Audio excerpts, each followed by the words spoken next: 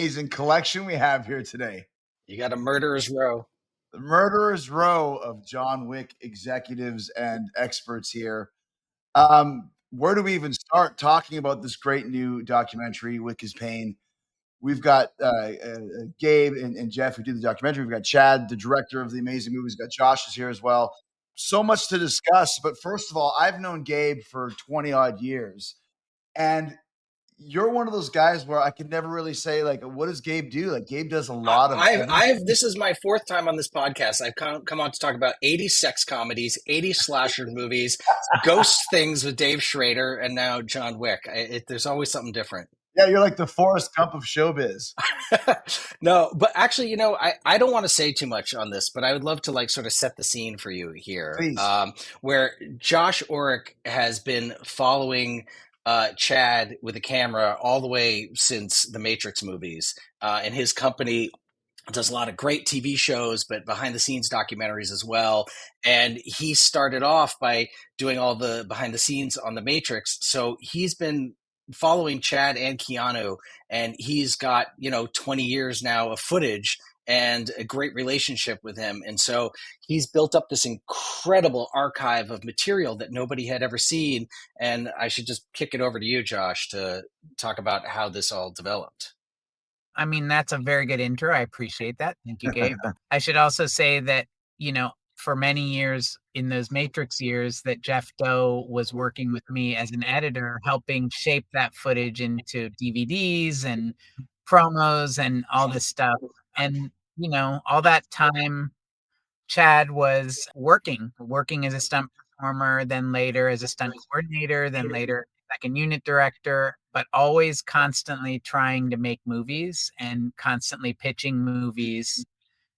And like I just remember they were always making reels, stuff like that. And I was like, yeah, sure, Chad, you'll make a movie one day. And of course, they did. And that led us to John Wick. And in that sense, we also documented all four of those films, so we had hundreds, if not thousands, of hours of material that we used to promote the movies. But beyond promoting it, there was also a story underneath, and that's what eventually became Wick Is Pain. Well, it's amazing to me because, like you guys have been talking about, I was thinking watching Wick Is Pain just how documented the making of these movies are. Were you always intending to make a documentary with all this footage that you shot, Josh? I mean, we pitched it the whole time. It became more compelling the more John Wick took root in the popular imagination. Originally it could have ended up being a movie about a failed film because as you saw in the documentary, like there were a lot of it was pretty touch and go as we went. So, but what it ended up being was this kind of incredible movie about a decade where they invented this whole universe, and really in Chad's scenario we got to see the birth of a great filmmaker. So we got lucky. Chad's a hard worker, and I was lucky to be tied to him, but also the movie gods aligned for us. Chad, when you're talking about watching this documentary, and here we are, in 2025, John Wick is one of the most successful movie franchises of all time. But so interesting that it wasn't originally almost going to be that. Do you see a young Chad Stahelski when you're watching this and remember those times of just how crazy it was to get this first thing even made? Yeah, there's no version of saying a young Chad Stahelski. I can tell you that. Um, yeah, no, it's funny. Just before you guys got here, I was going over the artwork for they're releasing a John Wick 4 photo album of the making of the movie, and you just flip through it and you're like, oh, that was cool. There's some really good memories there. Yeah, it's like anything, right? You remember the good, you remember a little of both, but it's like again, I wouldn't say bittersweet, but like for most of us, or at least I don't know, that's the part is the fun, the pain of it all, and sharing it and being in the trenches with everybody. I mean that's kind of the you know Mm, what's the famous thing, if you want to be a mountain climber, you got to enjoy the climb and not just the view. mhm. And that's most of the people that we have with us enjoy the climb. I mean, the boys here, everybody in the trenches, like that's where you shine, right? People think it's the aftermath when you're in the coffee shops and you're on the red carpet, or they think it's the stressful genius of creating the script. but it's the sweat, blood, and tears that happen in the reality of it all when you're in, a location and, it's pouring rain and, there's, you realize you're doing a dog sequence in the most cat infested city in Morocco, or, the owner of the building next door doesn't want you to hear gunfire at 3 in the morning and you have to solve it. Or, your producer comes to you and go, hey, by the way, we're a little off. We're out of money. Mhm. And, the sun's coming up. This is where it all happens. You do your best to get, to control the chaos, but at the end of the day, you got to let go of the rope. And anybody that's been in the Wicks, I mean, a good example is how we cast. After we managed to start doing well, or at least get somewhat into the good graces of the audience, I'd say after number 2, 3, and 4 were just like we'd call the agencies and go, okay, I have my list, but who wants to be in a John Wick movie? So we'd field incoming phone calls, and that's the first thing I'll look for when I'm casting is who really wants to be a part of it, because I know how tough they are, and like that's the person you want to like. Ian McShane, for example, very classically trained actor, very you'd think he's very posh and all. He never leaves set.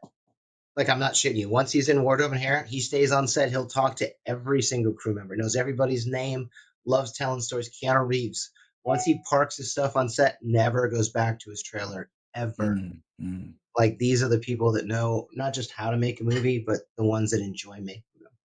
So if you have that when you look back, yeah, all the memories in that case, even the pain-filled ones, yeah, they're good memories.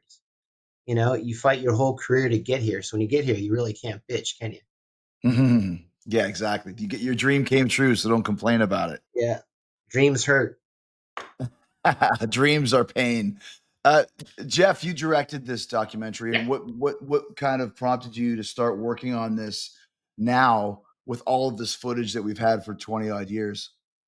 Well, Josh had been talking about it for a number of years, and when we got to John Wick 4 and it kind of wrapped that chapter of the John Wick saga, it seemed like a perfect time to do it. And but the daunting thing was, as Josh said, there was probably thousands of hours of footage. It was just, well, how do you shape this? How do you dig out the story out of that? Because you could go a million different directions with it. Mhm. And we knew, we had done tons and tons of like DVD extra stuff, and so we approached it with, we really want to tell the story of these guys and the journey that they went on, and their friendship and their bond and the struggles and the adversity and the growth of a filmmaker with Chad. So it wasn't like, oh, let's show how we did a stunt, or something like that. It's like, well, if you want to watch that stuff, you can watch the DVDs. That's not what this movie was going to be about.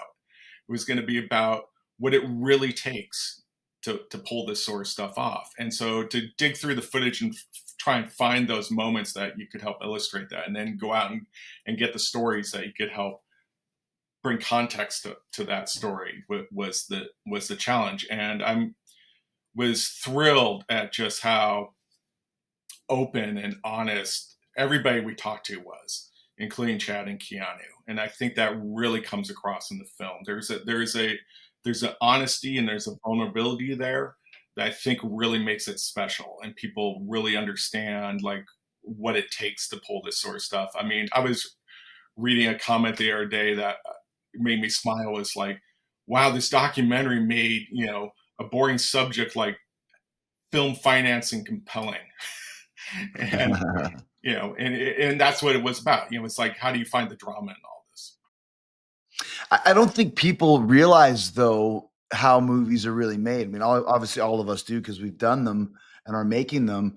But I really enjoyed watching that. Where, what do you mean that there's $6.5 million missing? How does that happen? This is a major movie with Keanu Reeves, and I don't think people realize how many movies start and stop, and how many of them never get made. So that was really interesting to me just to see kind of that whole situation and how that worked. Now, Josh, when this was going down as you're filming this, are you thinking like, "Oh my gosh, this is amazing material"? Because it could go either way. It's either a great story of inspiration of how to make a movie, or like you mentioned, it's a movie that's never going to happen. But either way, you've got a story.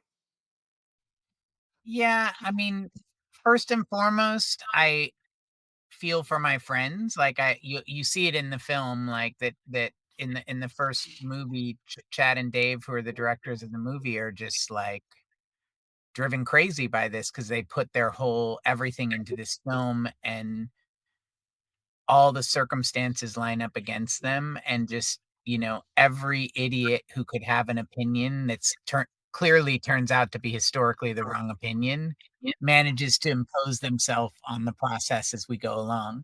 And I start from a sympathetic position and not necessarily being like, ooh, this will make a good film one day.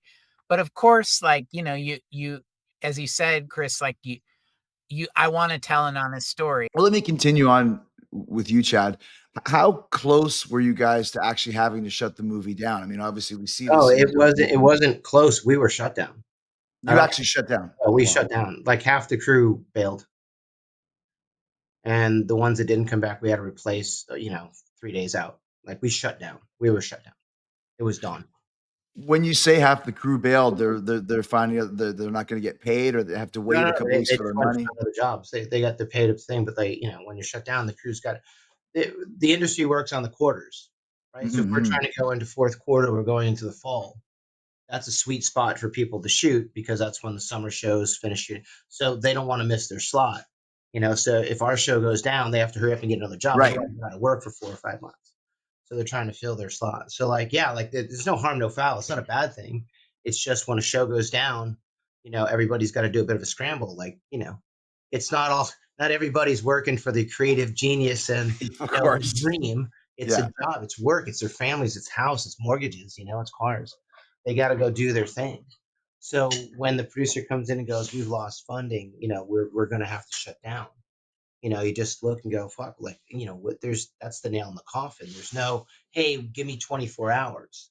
You have to just, everyone's a professional. We're all fucking adults with real lives. You can't. "Oh, come on, dude, one more day." Like, Right. Right. Of course. you got to remember, like we I know because we had Keanu Reeves, everyone thinks this is a like we had Yeah. zero, we were on credit cards, like, literally. We had no money. 18 million to shoot New York for 50 days. Are you out of your mind? Hmm. We went through, I think it was 7 line producers who kept telling we had one guy tell us, "Guys, you're just gonna have to adjust your vision. You're gonna have to make it a romance, but you can't do an Yeah. action movie in New York City." Like we literally were told that by this pseudo high level guy about, "I've been doing this for 20 years and you're never going to be able to do it." And we were too dumb to know he was right. Hmm. Literally, the arrogant, the ignorance of arrogance, I guess. And, we were done. So again, like you can see the scene. I mean, I think if Josh didn't have the camera in that car or something like that, I don't think you'd really get it. You know, Right. it's so amazing to me that he got as much footage as he did. I forget that he was even there, or like Maddie, the camera was even there. Like, look, that's every film. Like, people don't understand. It's not nothing. I'm doing a movie right now after everything out, 100, you know, big budget movie, and like, every day in prep up until I roll the camera, there's always a chance. It's movies are Hmm. weird. People drop out, things happen. We're affected by literally everything from social media, somebody saying the wrong thing on a red carpet, to an audience perception of a studio and their internal politics, the actual economy or marketplace of the United States, world economy, tariffs, all that stuff affects us. So like, you know, one minute somebody's the hot ticket, the next minute, ooh, we can't make the movie with them or that person or in that country or something. There's always shit that happens. So I mean, I know we see a lot of content nowadays, but I mean, come on, it's a miracle that movies get made in the first place, considering how. I mean, Absolutely. remember, the big mantra in Hollywood is there is no reason to make a movie. Mhm. Like, we're doing it solely for entertainment. It's more us driving it because we don't want to get real jobs, I guess. I don't like, we're here, but there's no reason to make a John Wick. There's plenty of action movies like these just because we want to, and we think we can get people behind it because we think people want to see what we want to see. There's no rhyme Mhm. or reason to it. You know what I mean? So that's, you're just dealing with a couple individuals that just, again, probably too dumb to quit, but like just, way I was raised, Dave was raised, Keanu was raised, the way we came up in the industry is just like, okay, we're standing in an empty house, crew's all gone home for the day, and we're like, we don't know what to do. And Basil just looked at us and goes, okay, Dave and I were going to go talk to Keanu. We're going to make some calls to our agents. We're going to defer everything we have. We'll find some dough. And Basil's like, give me 24 hours, guys, before you pack your suitcases. I got one more plane. He goes back to LA and, does what he does. And, 24 hours later, we're back up. One more thing about this subject, then I want to talk to Gabe for a second. But so Eva Longoria gets involved. Is this kind of an open, I don't know, a casting call for investors? Like how, like, Good question. We weren't told that. We didn't know oh, people forget, like, Dave and I, and even Keanu, we didn't know it was Ava till after the movie came out, till after we had opened. Then Basil come up and he goes, "Hey, Eva Longoria wants to have a lunch with you guys at the Chateau Marmont." We're like, "Cool, big fans. Why?" And he's like, "Yeah, I didn't tell you back then because I didn't want to trip you out, but like, she's the one that filled in the gap." And we're like, "Are you fucking like, are you what? Why didn't you tell it?" Like, we didn't know. Otherwise, it would have been on our doorstep with flowers every day for that. sure. So we got there and we're like, "Hey, we didn't know. We would have contacted you." And she was so gracious and so polite and so happy that it all worked out. She's like, "Guys, no, it was totally cool." And we say thank you every time a movie comes out. It was just a very serendipitous event. She just happened to have started a company that was looking for investments, and she believed investing in back in the industry that she loved. And this little goofy Keanu Reeves action movie comes across, and her investors said, "Nah, sure, why not?" And the rest is movie history. Gabe, we're talking about it's a double-sided sword here. We're talking about the John Wick movies, also talking about the John Wick documentary, which you're a producer of. How did you get involved in this? And to piggyback on Chad's statement, why make a John Wick movie? Why make a John Wick movie documentary? Well, first of all, Jeff Doe invited me to get involved in this. Jeff has, I've worked with him a bunch. He worked on my show, The Core, on Shudder, and we had a really good relationship where we could argue well, which I think is important, as you see with Chad and a lot of the people he works with in the movie. You got to be able to argue well. And one of the things that really interested me was why keep coming back for more.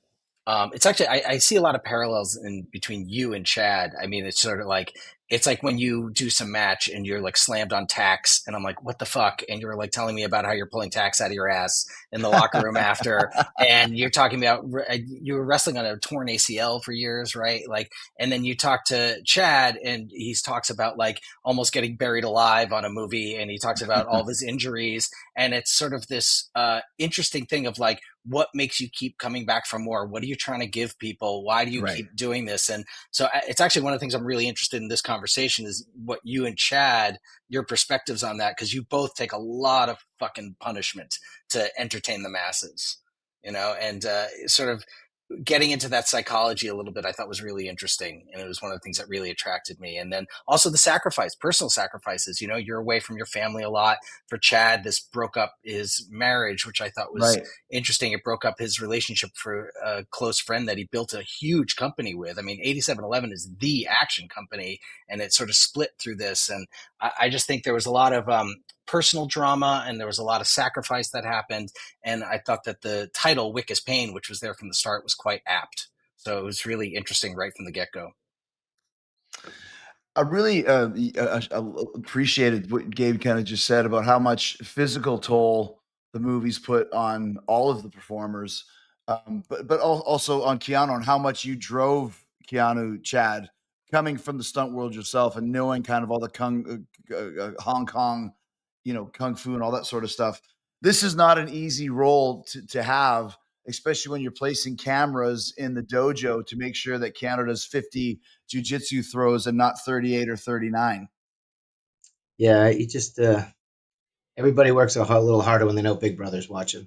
But did your past as as an actor and as a stuntman, does that help you as a director? Because there's something else that was interesting that all you guys focused in on was a lot of first time directors really know about the drama side, but not the action. Here we have two first time directors that are experts on action and know really not a lot about the drama side of things.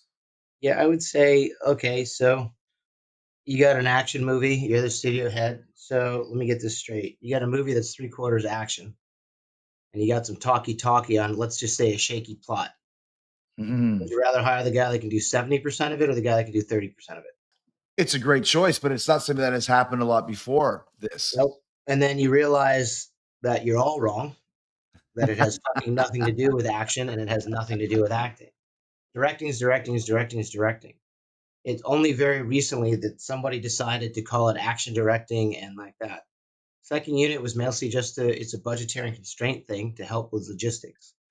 Somewhere in the last 15 years, second unit became, oh, let's direct half the movie because we'll get the artsy guy who's never done it. It's blocking.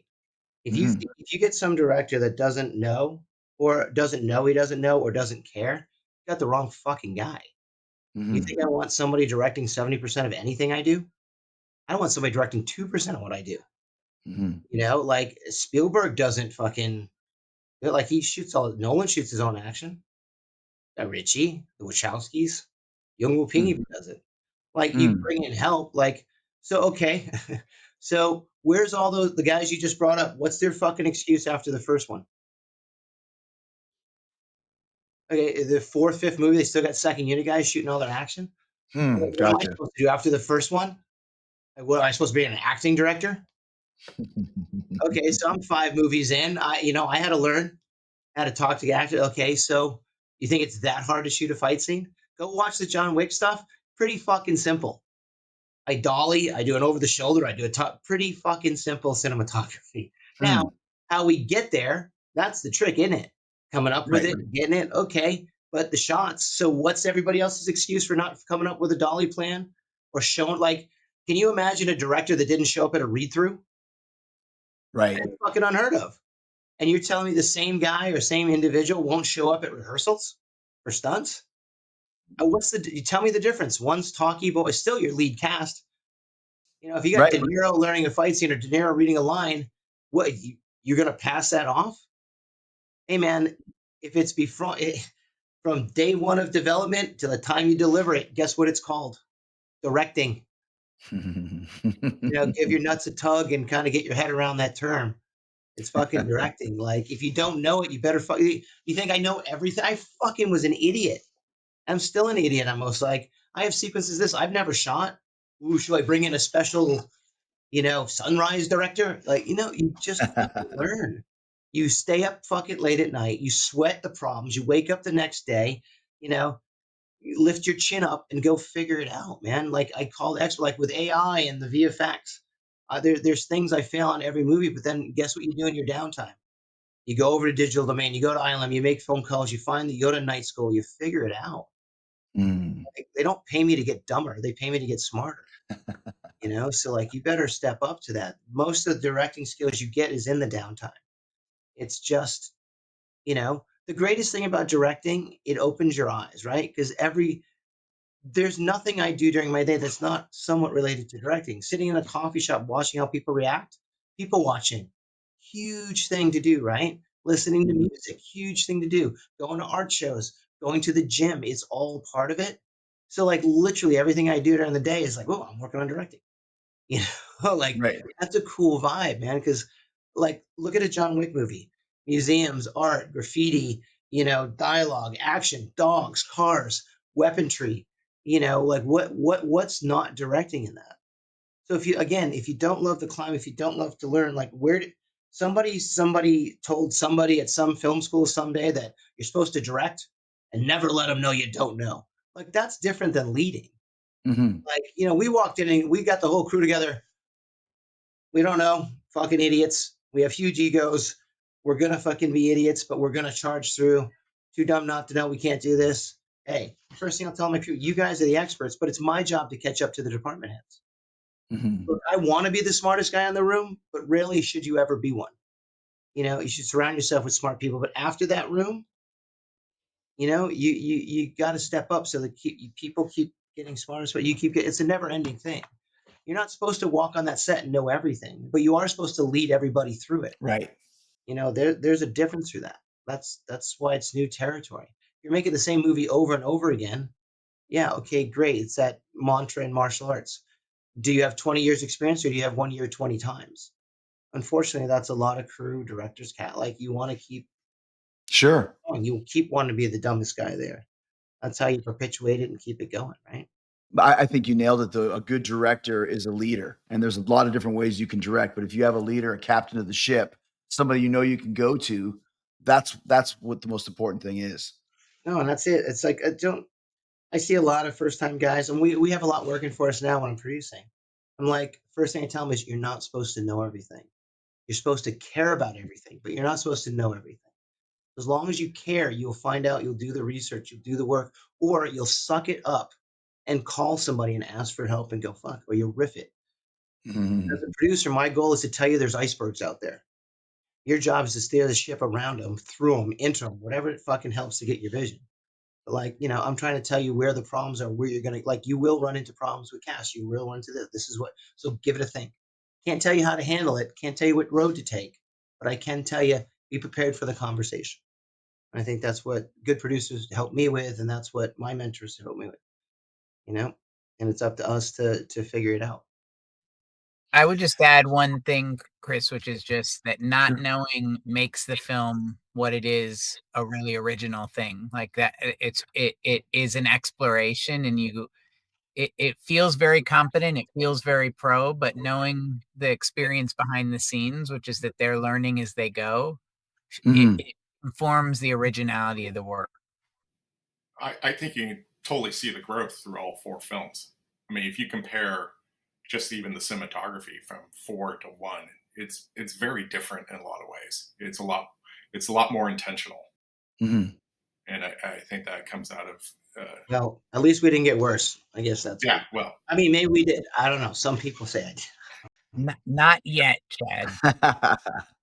But I also love how a lot of it is pointed out, like even when you're talking about before when you were looking over top, and there's the maze scene where it's completely almost obliterating the fourth wall. I mean, all that stuff is you guys are trying things and it's working, but you also have the confidence to know that you can make it work. Execution, we're good at execution. Yeah. We're good at conception and execution. Now, who knows if we're executing the right things, but like, look, you're trying to learn. I've learned a lot more about test audiences, about that, but like, I think a lot of people blow it with expectation, meaning I call it always chasing the dragon. Mhm. You read a review and then you get a note and you're like, we need more humor. Do it like this. And then, oh, well, Right. they get that. Like, so now you're chasing what you think people want to see instead of just making a movie that you want to see. Like, what I'm saying is 99% of the decisions I make, whether they're, yeah, I agree with you, or no, fuck off, that's a dumb idea, is all based on my gut. It's Mhm. just based on what I want to see or what I think is cool. And I know sometimes I'm wrong or sometimes it's not right. And I hear that, but I try not to overcorrect my own instincts. I've seen a lot of people not really have a gut instinct, so they listen to everybody. And you got to remember, everybody is an opinion. Mhm. There's no metadata that suggests your opinion is better than mine. Somebody might be closer to the pulse or have a real opinion, but like once you start chasing notes or you start chasing what you think people want to see, you'll lose who you are and you'll never have a true north. I know my true north is a little bit skewed and a little bit weirder. So I can Mhm. kind of, it's like sighting a rifle. You can overcorrect you, but I don't want to lose what it is. And that's how I keep everything, the way it is. So I know if I'm interested in it, I'd like to think my audience is interested in it. I like anime. I like museums. I think I just put it together in a way that's a little bit fresh. So if you like anime, you like Wong Kar Wai, you like Bertolucci, you like John Ford, you like Sergio Leone, you're gonna kind of dig a Wick. Right. If you don't like that stuff, you're not my audience anyway. So, I once in a while we'll get a film student or we'll get a completely person who is not into the genre we're into, and you'll get that note, and you're like, okay, I totally hear you, and it never upsets like when you get reviews, and I try to read them all. I remember we got one, and I'll still say it from the Chicago Sun on the first John Wick. He literally just said, "This is shit." I'm like, all right, that's an opinion. If you want to be a film critic, at least tell me why it's shit. Like, earn Right. your money. I had to spend a year of my life making it. Give me 5 minutes to give me even if it's a shitty review, be a little eloquent, right? My point is that is like, okay, obviously this movie's not for you. You know what? I wanted almost right back. Fuck you. It's edited well. The acting's good. The action's good. The color, the cinematography's good. It's not shit. You just didn't like it. Like, I think all my movies are made very well because I love my crew, and I think they're all. You may not like the look, but I think it's well done. You can't find a bad shot in those things. I mean, they're great. Now, if you like them or not, that's your opinion. I respect that. But like, we all have different opinions. That's why we do genre, right? You're Right. not. Everybody's not supposed to like everything. Like, God, there's genres. I'm not a comedy guy. I'm not a romantic comedy guy, but like, I like watching them. It's just not for me. I don't know. Everybody's got their different tastes, and you just try to ride that, and you try to hold true to what you do, and pull people together with that. First thing you do is you have a concept meeting with the crew. I just had one 2 weeks ago where you get everybody guys like, look, I know you've seen my other movies. This is what we're trying to do with this movie. This is the tone, this thing, because you want them to know what they're making. Because Right. it does. If it was you and me and I was just singing a song or I was painting, it was, my mind to brush to canvas. There's very little intermediary. When you make a Mhm. movie, I mean, on a minimal, I got 1,000 people over the course of 2 years I'm dealing with. And everybody, as much as it's my vision, everybody's DNA is getting put on this. So the more you get them in sync with what you're thinking, that's where you get that synergistic effect of everybody. Jeff, you've edited quite a lot of documentaries. This is probably, I think, the first or second one you've directed. Do you put together a storyline for how you want to piece the movie together? Kind of talk about the construction of Wick Is Pain. It was actually a little bit different than other documentaries I worked on. And I don't know if it was, I co-edited this film as well. So I don't know if it was just because I was directing it. But I usually on documentaries, you make you outline, you don't have an actual written script, but you make a pretty extensive outline of kind of the movie you want to make. And every documentary I've worked on, that outline structurally and everything always gets rearranged in the edit. It's kind of, well, this is kind of what we're going for, and then you go out in the field and you capture the stuff you're going to get, and because you're dealing with real life, you don't always get what you'd hope to get, but you might also get some things you didn't expect, and that affects how you put the film together. On this film, I wrote up about a 12, 13 page, really detailed outline of kind of the story that I wanted to tell. And surprisingly, that's pretty much what we ended up with. It's pretty darn close to where and I think that's probably because I had spent months going through the footage that had been shot, so I kind of knew what was already there and what we could kind of build upon. So it was a little different in that regards. But even films that I've worked on, with like the Tom Petty film that had like It's amazing. thousands of hours of archival stuff. It would Peter Bogdanovich was the director, and he was kind of lost in where to go with it, because all the archival was just so daunting, and it took a while to figure out exactly how to shape that. Josh, were you on set as a producer on these films? Were you there? Like, how did you get such access with this camera to get all this backstage stuff? There's one person who isn't here who has to be given a lot of credit, who's a young fellow who's not so young anymore, but his name is Matty Seidel, and I went to college with him. He shot for me on Matrix, and he was with Chad every day of every minute of John Wick for all 4 films. He's How he survived, we don't know. We don't know. I think I tried to kill him for the first year every day. he's a shell of a man. He's currently on set of a shitty horror movie in Spain right now, so he could not make this affair. Matty can't be dissuaded. He's like a camera ninja. He just blends in, and he's such a nice guy, but he is shameless. He'll stick that camera, like he'll follow you to the bathroom. He just does not, no shame. He's awesome. He's a good foil for Chad because he's not an athlete. He's not a martial arts guy. He's not a guy who spends time in the gym. So he comes from a very different perspective is the easiest way to put it.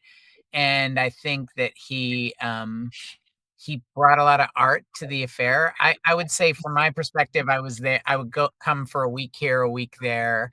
I would notice Chad physically withering away as time went on, from a confident young man to a gray-haired waif trying desperately to get through his days. But yeah, so by the fourth movie, Maddie had probably logged 400 or 500 days being on set. Which is, yeah, because you got almost everything you need to know. Gabe, as one of the producers, were you involved with getting Keanu to speak about the No, film? so obviously Chad and Keanu go way back, and Josh and Keanu go way back. So that is their relationship. My relationship is the Jeff Doe relationship, and so my role was really Jeff and I throwing a lot of cards up on the wall and trying to figure out what it is, and then Josh really pushing us and trying to, how are we going to make this interesting? How are we going to make this feel different from like a typical DVD behind the scenes, like really feel like a film? And we explored all sorts of avenues. At one point, we were going to doing this whole shoot with them in Japan, and then the writer's strike happened, and there was all these different iterations of it that happened. So it was more like Jeff and I kind of locking ourselves in a room, and then Jeff would then kind of go to Josh and talk it through.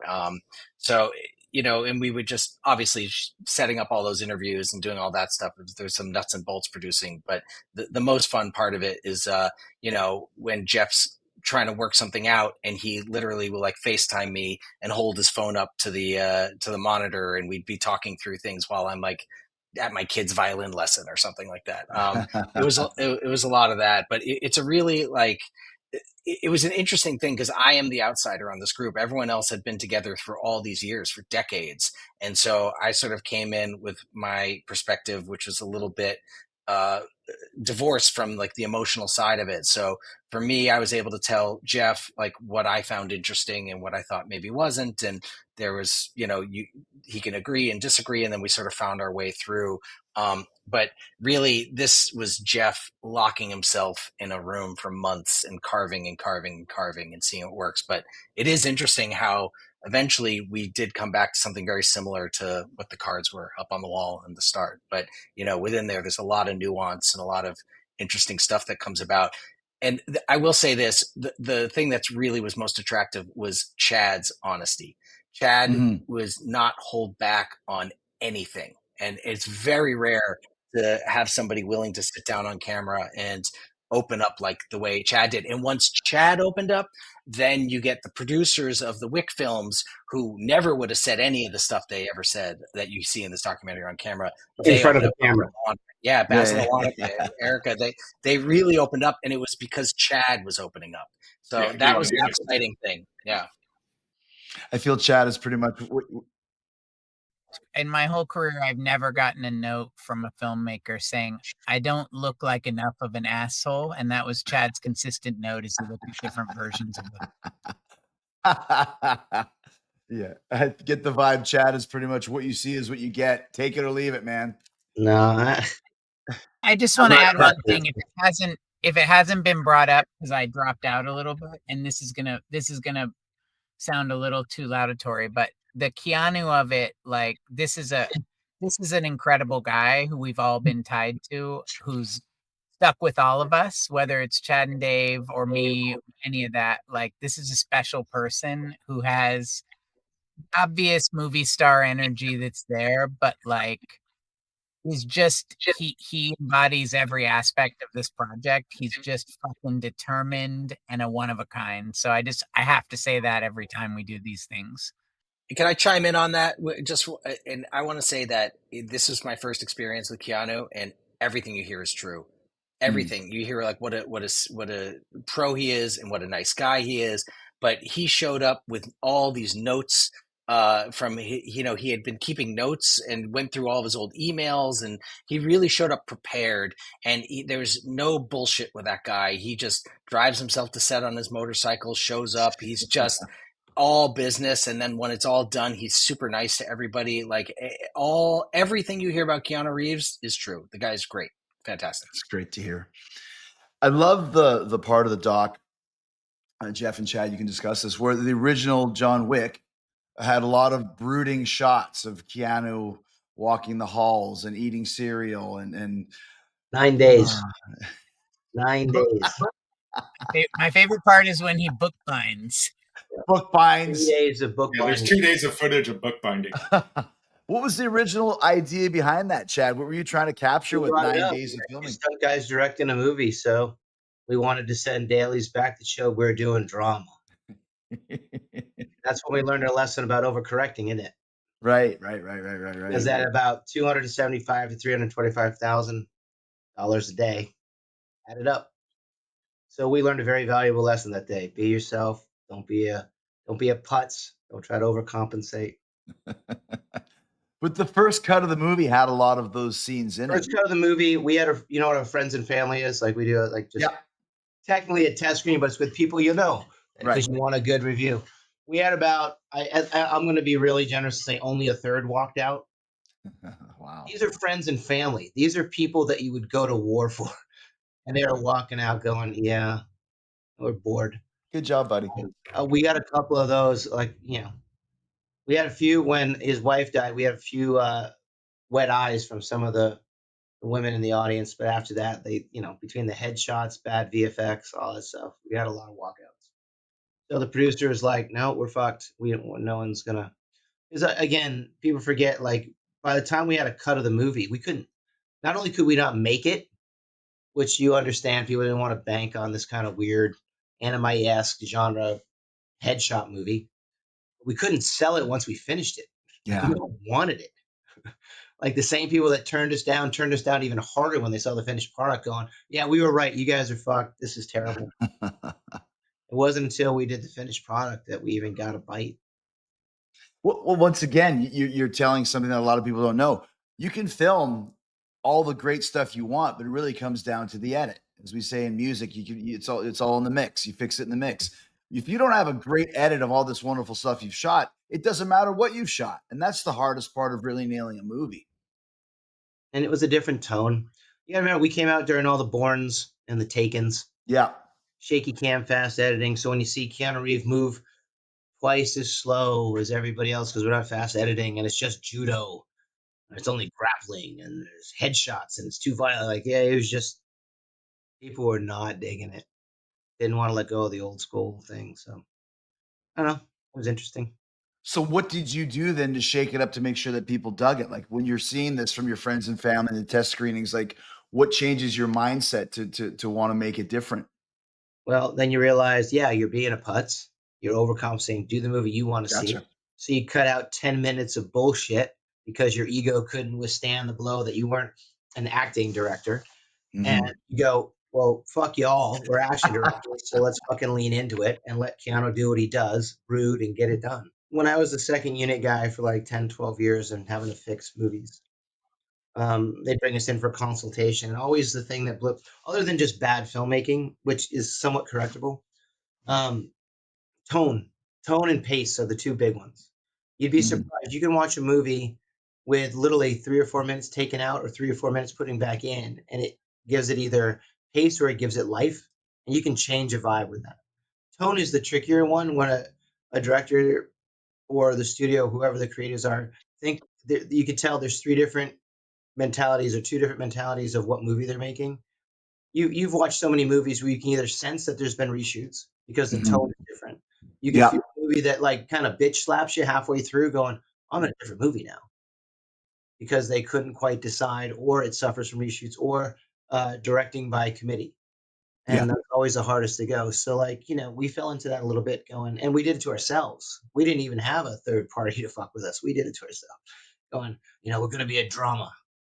And like we kind of asked ourselves in editorial, like, would we go see this movie? Like, no, fuck no, I would be bored out of my mind. We know we wanted a slow pace, but we didn't want to. We're like, well, we're trying to overcompensate, and that's when we like got smart and going, what are we doing? Let's just go back to what we would want to see. Talking to the producers of Wick Is Pain, Gabe and Jeff and Josh, what was the tone that you wanted for this documentary? Because once again, as Gabe said earlier, you don't want to make it just another behind the scenes type of a thing, but there is a certain flow to this movie. What were you going for when you first sat down to make it? Well, the first thing Chad said to us was, make it honest. That was his only advice, really. It was just like, make it honest.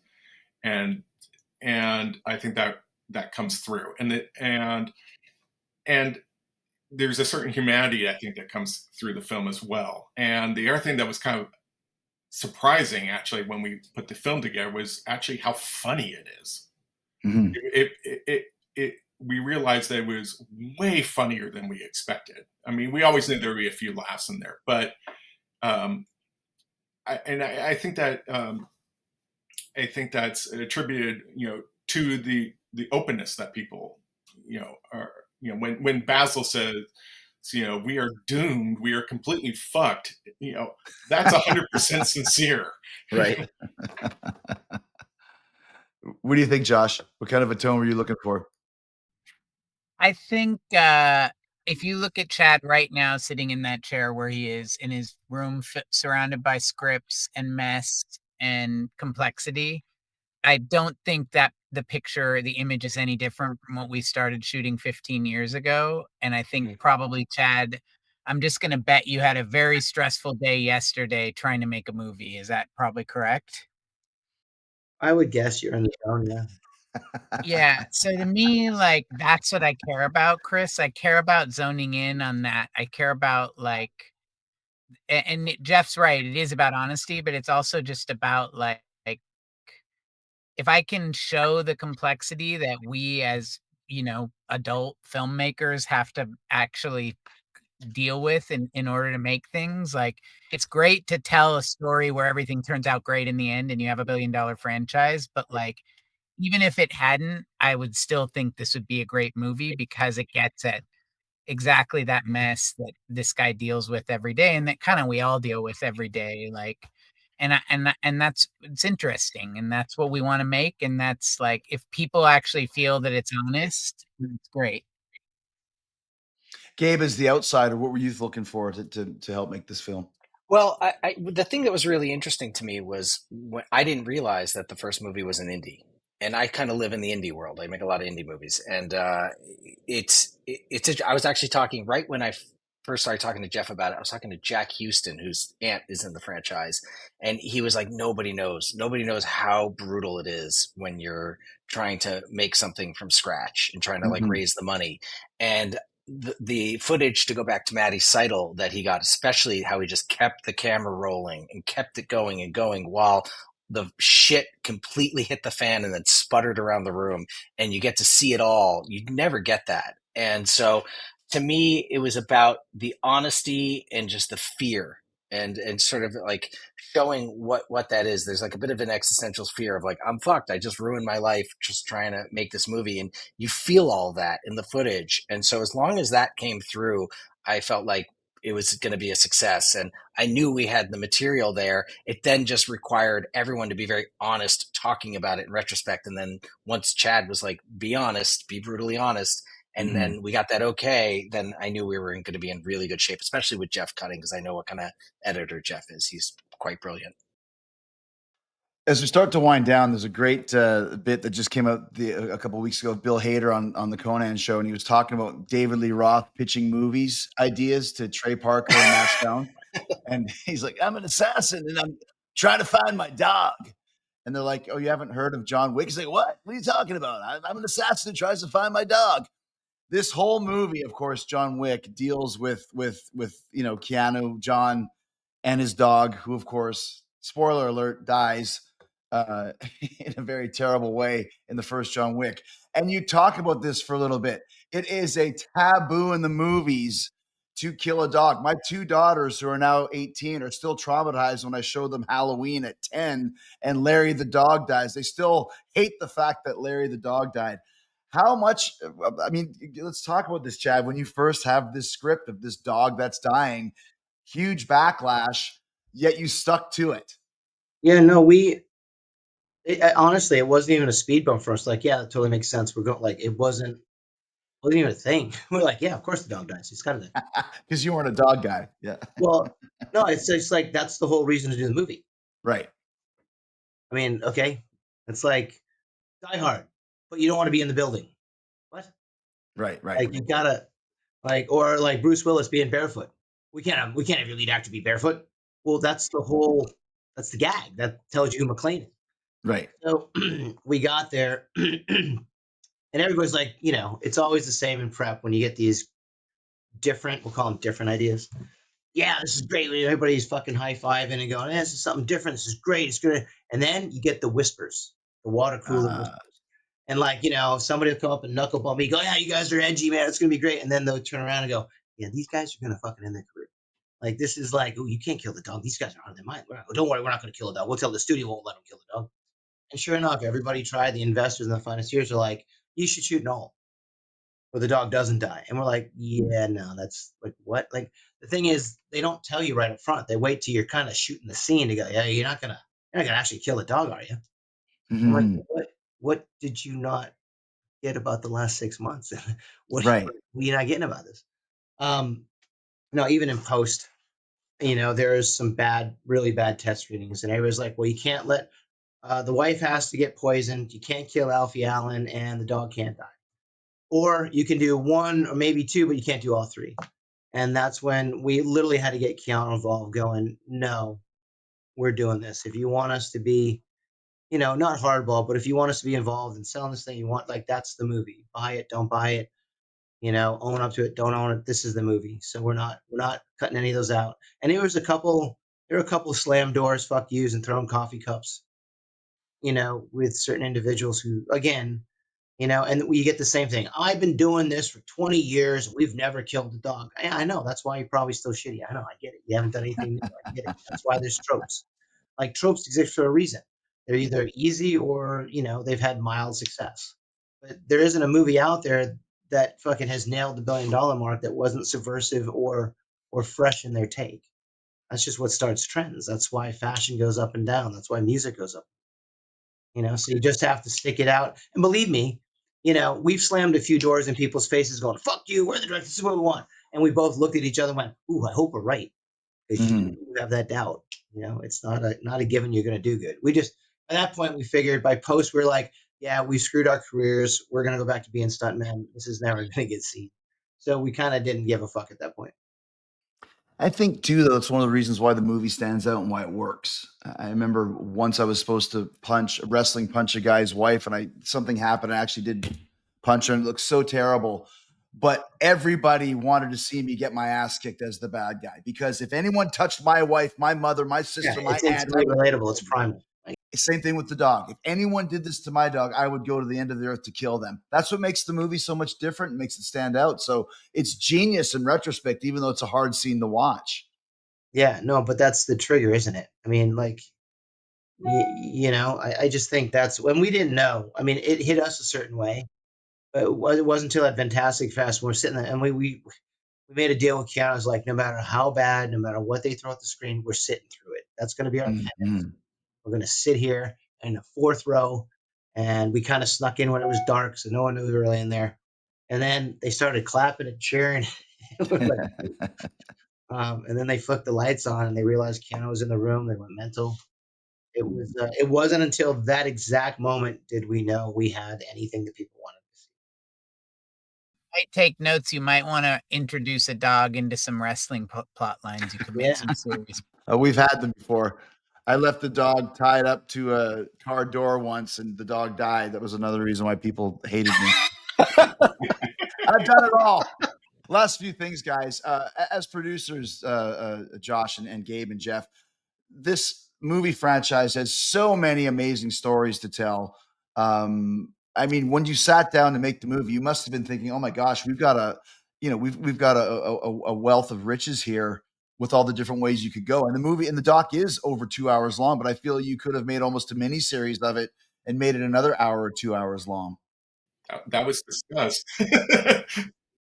We definitely could have, and we have been told that the version we have is too long, but it felt like the time frame finds itself, but if we got anywhere near the point that we originally wanted to get at, which is to just make a film about making a film and be as close to the experience as we could, then it's successful. That's the end music. Yeah. There's a lot of material like for extra stuff for years to come that hopefully Josh and has in the hopper. There's a lot of like DVD extras. There's some good stuff that didn't make the cut, and there was also even some kind of happy accidents that happened as well. I mean, one of my favorite things was we had talked about interviewing Tiger Chen because, you know, he goes back to the Matrix, and he's kind of come up along with Chad and Keanu, and he's good friends with them, and he's in John Wick 3. And we've been trying to get hold of him forever, and Gabe was emailing him, and you know, English isn't his first language, so Gabe would get these very cryptic emails, you know, asking if you can do an interview, and you just get back, yes, I can do an interview. Well, okay, well, when, you know, like Yes. where we thought we'd have to go to Hong Kong or something Right. to film him, and we were shooting Chad and Keanu's interview, and that morning. Gabe got, you can tell us, you got this email that just says, I'm in town, I can do interview. Yeah, I'm in town. He literally just said, I'm in town. And it just happened to be the day that we were shooting with Chad and Keanu. And I just said, here's our address. Here's where we're filming. Come on over. And he literally had just came from the airport, landed from Hong Kong, and just happened to drive over. It was just a real happy accident. And so that was a big surprise for, you know, Chad, and we didn't tell him. You know, it's just suddenly Tiger walks in, and then we were interviewing Chad, and then Keanu shows up as we were going to interview him later, and he was like, "Whoa!" it was great, you know, and I just to get the three of them there, I think was created such a fun dynamic. And help really tell the story from the roots of where all this started. Last questions for you guys. Chad, you and Keanu were discussing to make sequels to John Wick, you'd have to have a reason why, and for the reason why for John Wick to die. Now, he didn't get decapitated like Keanu wanted, but he does die. Or does he? Do you think there's a shot of doing another John Wick movie at some point? Because you say at the end of every one, you're like, we're never fucking doing this again. But yeah, I've said that a few times about this one too. yeah. Look, never say. I'll quote. I'm gonna take a cheesy out on this one. I'm gonna say what Keanu says: "Never say never." All right. So you're saying there's a chance. It's weird because you're very. I've learned a lot about fathering a project. You know, at first you just hope it gets in. You don't think of it, but now you kind of. I don't know. You it boosts your ego. It gives you confidence in yourself. It gives you a little bit of pride. So now you've got something that it's like you're chasing yourself a little bit. So you did something good, and I think everybody did a great job, but at the same time, we got a little lucky. I mean, the universe was smiling on us. It was good timing.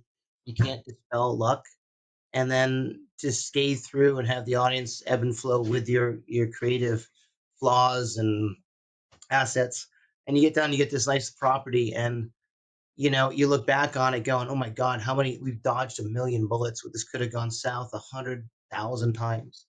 And you get done with something. And number 4, the only reason to do number 4 is we didn't feel we ended the 3 right. With 3, we were done, like done. Mm. And then a year later, we looked back at number 3 and went, yeah, we didn't stick the landing. Fuck. And that just didn't sit well with us. So the whole reason was, okay, we're just going to try 3 times as hard and wrap this up. So when you complete number 4, right, and you feel like it's a bookended chat. I mean, I think people argue about, it's only a few weeks between the first one, the fourth one, and the fourth one, right? It happens pretty fast in my mind. Some will say it's a little, but anyways, like we wrap it up. He dies. Character conclusion. You feel satisfied. Dodged a bullet. Everybody was happy. To open the book back again. Yeah, it would be great. I mean, that's why people love Ballerina. You get back in the suit, back like that, because they, it shows. Even with or without Keanu, people like the world. They like the action. They like the care put into the filmmaking. That's cool. Very proud to be part of that. It would have to be, and I'm not opposed to it. Neither is Keanu. But if we woke up one day and we had it, we knew when we pitched number 4, it was only a 5-page thing, and we knew it was gonna. I just knew it. Didn't know how to do it, but I knew it. I knew it was a good end. So if I had that feeling again with Keanu, we both smiled at each other and went, "Fuck it, let's do it." And that's what we're trying to, like, we're actively developing 5 right now, like actively pen to paper with Mike Finch, trying all kinds of shit. And we collectively have a very good idea about what we wanted to go. And if it gets put in the right word order and we smile, then yeah, you bet your ass I'd be doing it. Last question. Is there a favorite scene that you guys have in a John Wick movie? And I'll start. All the fight scenes, all the great stuff. My favorite scene is still when Daisy, with her last dying moves, comes and lies by Keanu and leaves the trail of blood. Like I said, that's where you want revenge. What a great fucking scene. Gabe, you got a scene that you like? For sure, the simplicity of the stairs in Wick 4. I think it's No. the most brilliant fucking scene. It's like there's so much to love in all 4 movies, but the stairs, I just felt it physically watching it. I think it's one of the most brilliant action scenes ever made. Jeff, you got a favorite scene? I do have a favorite scene, but it's not an action scene. What is it? I love the scene in John Wick 4 with Keanu and Donnie Yen meeting in the church. Knowing that they're going to have to face each other in the morning in the duel, and the kind of the frenemies thing of they're both brothers and you're facing like your best friend, and I think it really resonated, and it's just the scene is just gorgeous in terms of the cinematography. Josh, we're talking about a favorite scene from any of the John Wick movies. Do you have one? I love the top shot. I just think it's stupendous. And I also love the scene in the second movie in the Modern Art Museum, because I felt like that was when Chad started to bring in a lot of stuff that didn't just have to do with like action sequences. He'll tell you like there's a lot of influences there, and being able to shoot an action scene in a museum pretty much lays it all out. So that was the beginning of it, I feel like. Chad, take it home, man. You have a favorite scene of all the ones you've shot? Geez, that's a tricky one. Look, I would say the one that was, I don't know if it's my favorite, but it's the one that it was the most decisive. It was, it's kind of related to what you were saying. It has to do with the first movie when John Wick, after the, it's like a two-parter, bookend. Almost when Daisy's dead and John's scrubbing the floor. I don't know if you remember, it's just one, it's a goofy shot just looking up at Keanu, and he goes reptilian eyes, just scrubbing the floor of the blood off the floor. Then the scene where I really like that one shot, I like tonal flops. So we knew if Keanu can be the loving, dumpy, book binding, cereal feeding dog guy to super set, like that's a good, when Keanu switches, he had that. And then I think the decisive scene for me when we knew we kind of had it was the complete flip of a movie. In number one, it's when he answers the door and it's Jimmy the cop. Like the entire movie hinges on that. Like we changed lenses, we changed colors. That was the Alice in Wonderworld shot. Like everything else is muted till that time, then the red and the blues, and now that's Alice down the rabbit hole. And we knew if we pulled off, Tom Stahelski is a fucking genius. We loved him from Newsroom, right? So when he pulled that, working again, and that's when the movie goes Bugs Bunny. So we knew if we got that one, we knew, okay, we have a franchise, or we have a movie. It's great talking to you guys. Wick Is Pain is amazing. Of course, the John Wick franchise is incredible. So congratulations to all you guys for doing such amazing work. And we look forward to your future. Maybe a 5. Thank you, Chris. Thanks, Chris. Thanks, dudes.